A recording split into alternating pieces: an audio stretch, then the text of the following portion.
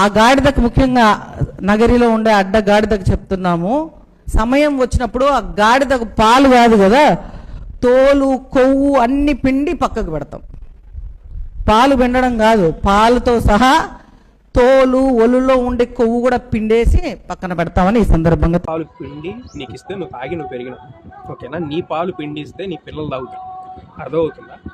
దాన్ని అంత గలీజ్ పదం చేయమాకు, ఓకేనా? ఎంతో ఇప్పుడు నువ్వున్నా నేనున్నా ఇంకొకడు ఉన్నా కానీ ఇంత స్ట్రాంగ్గా ఉన్నారంటే తల్లి పాల వల్లే, ఓకేనా? పాలు పిండుతాం, ఇంకోటి పిండుతాం, కొవ్వు పిండుతాం. అసలు నీ అమ్మ మీ జనసేన లీడర్స్ అందరూ ఇంతేనా? మగాళ్ళు అంతే, లేడీసు అంతే. పాలు పిండేది ఏంది?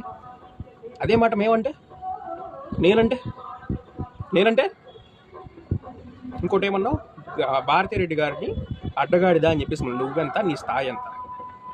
భారతిరెడ్డి గారిని అంటాకి నువ్వు దమ్ముంటే నీ మగుడి చేత ఒక పార్టీ పెట్టించి వాడిని ముఖ్యమంత్రి చేసి అప్పుడు మాట్లాడు. 3 జెండాలు మోస్తూ 4 సైకిళ్ళు దొక్కుతూ, ఓకేనా? ఈ 4 పువ్వులు చేతిలో పెట్టుకొని జాగ్రత్త రోజులు అసలుకి మంచిగా జాగ్రత్త.